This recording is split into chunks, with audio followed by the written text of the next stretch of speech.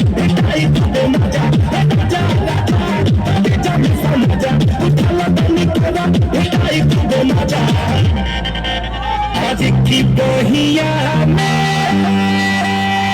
coffee के सैया बहिया में कॉफी के सैया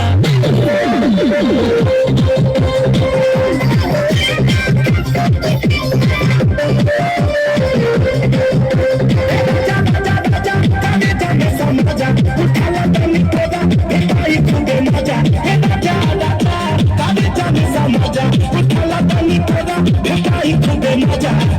बहिया में कॉफी के सैया